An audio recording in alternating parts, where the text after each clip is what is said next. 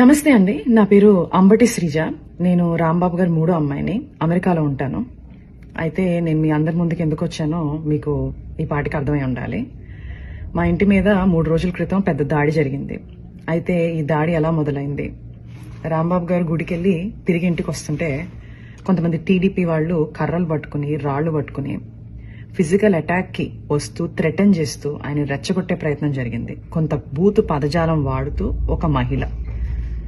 Unfortunate గా దురదృష్టవశాత్తు రాంబాబు గారు అదే మాటని తిరిగి అనేశారు.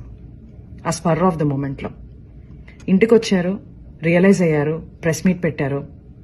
ఇంత పెద్ద లీడర్ గా ఉండి నా బ్యాలెన్స్ ని నేను కోల్పోయి ఉండకూడదు, నేను ఆ మాట అనుండకూడదు అని ఆయనకున్న పశ్చాత్తాపాన్ని చాలా క్లియర్ గా వ్యక్తం చేశారు.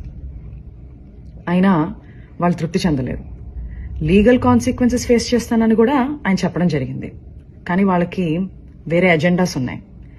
టీడీపీ గూండాలు తండోపతండాలుగా 9 నుంచి 10 గంటల పాటు నిర్విరామంగా మాట అన్న మనిషి మీద అటాక్ మాత్రమే కాదు, ఆయన కుటుంబం మీద, ఏమీ తెలియని రాజకీయాలతో సంబంధం లేని మా మదర్, మా సిస్టర్స్, వాళ్ల పిల్లల మీద అటాక్ చేయడం జరిగింది.